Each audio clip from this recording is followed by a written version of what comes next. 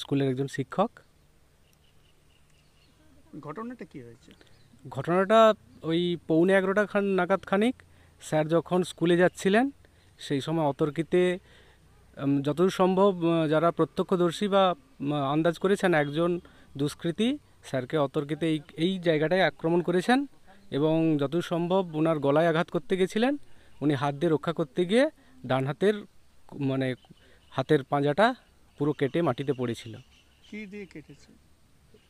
যেখানে কাটা হাতটা পড়েছিল সেখানে একটা কাটারি পড়েছিল এবং পাশের জঙ্গলে আর একটা কাটারি পাওয়া গেছে। যতদূর সম্ভব ওই কাটারি দিয়েই কাটা হয়েছে। খুবই দুর্ভাগ্যজনক, যে সময়ে স্যারের হাতে চক ডাস্টার থাকার কথা ছিল সেই হাতটাই মাটিতে পড়ে আছে। এটা সত্যিই লজ্জার, শিক্ষক সমাজের কাছে একটা লজ্জার, আর মানে নিন্দা করার মতো ভাষা নেই। তবে প্রশাসনের প্রতি আমাদের পূর্ণ আস্থা রয়েছে। বিগত দিনে এই ভগবানপুর থানা থেকে যেসব ঘটনাগুলোর তদন্ত করে তাদের শাস্তি দেওয়া হয়েছে, আমরাও আশা রাখছি খুব দ্রুত এই দুষ্কৃতীদের ধরা হবে এবং দৃষ্টান্তমূলক শাস্তি দেওয়া হবে, যাতে সমাজের প্রতি বার্তা যায় যে শিক্ষক সমাজ কেন, যে কোনো সাধারণ মানুষের প্রতি যেই যে অবিচার, একদম দিনের বেলা ভরা সময় স্কুল যাওয়ার সময় যেই যে আক্রমণ, খুবই আতঙ্কজনক এবং নিন্দাজনক। স্যার শিক্ষকের নাম কি? শিক্ষকের নাম গোকুলচন্দ্র মুড়া। উনি শিক্ষক, সেই সঙ্গে তিনি সাহিত্যিকও বটে। ওনার লেখা বহু সাহিত্যের আমরা পরিচয় পেয়েছি। যে হাতটা কাটা হয়েছে খুবই আমরা মানে অন্তত মর্মাহত হচ্ছি যে উনি হাত দিয়ে আর লিখতে পারবেন না। হ্যাঁ, ডান হাত দিয়ে তিনি লিখতে পারবেন না। এটা খুবই আমাদের কাছে দুঃখজনক। উনি কোন স্কুলের টিচার ছিলেন? উনি তালদা আত্ময়িক প্রাথমিক বিদ্যালয়ের প্রধান শিক্ষক ছিলেন। আপনার নামটা বলুন। আমার নাম দেবরাজ ভৌমিক, বাড়ি এখানে কাছাকাছি বাহাদুরপুর। আপনার নাম? কেশব মাইতি। ঘটনাটা কি? ঘটনাটা তো স্পটে আমরা ছিলাম না, আমরা গ্রামেই ছিলাম। আমরা খবর পেয়ে আমরা দৌড়ে গিয়েছিলাম। যখন যাই ওখানে খালি হাত পাঁজাটাই ছিল, আর কিছুই ছিল না। হ্যাঁ, অসুবিধা রুগীকে নিয়ে চলে গেছে, হাত পাঁজাটা ছিলাম। তারপরে পুলিশ থানা থেকে আসলো, এসে ওই হাত পাঁজাটা নিয়ে গেছে। মানে কাটা হাতটা? হ্যাঁ, কাটা হাতটাই নিয়ে গেছে। আর কাটারি পড়েছে? হ্যাঁ, কাটারিগুলো পড়েছিলাম, ওই কাটারিগুলো আছে, হাতটা নিয়ে গেছে। তারপরে ওই কাটারিগুলো আমরা ওখানে থাকতে চেয়েছিলাম, আমাদের ওখানে পুলিশগুলো থাকতে দেয়নি। আমাদের বাড়ি চলে আসতে বলতে আমরা চলে এসেছি বাড়ি। কটা নাগাদ হয়েছে এটা? ওইটা আপনার হয়েছে 10টা 15-20 দিকে হয়েছে। স্কুল থেকে কতটা দূরে ওটা হয়েছে? স্কুল থেকে 1 কিলোমিটার দূরে হয়েছে। জায়গাটার নাম কি যেখানে হচ্ছে? তালদা। ওই এই গ্রামে কি এরকম ঘটনা আগে কিছু ঘটেছে? না, এরকম কোনো ঘটনা ঘটে না। তো রীতিমতো ভয়ের ব্যাপার। হ্যাঁ, অবশ্যই ভয়ের ব্যাপার। আপনার নামটা বলুন আরেকটা। কেশব মাইতি, বাড়ি? তালদা।